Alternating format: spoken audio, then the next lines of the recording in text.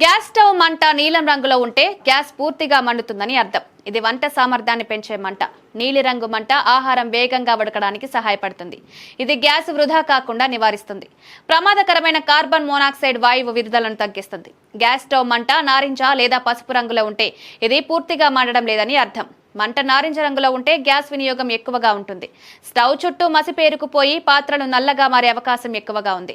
ఈ రంగు హానికరమైన కార్బన్ మోనాక్సైడ్ వాయువు అధికంగా విడుదల కావడానికి కారణమవుతుంది.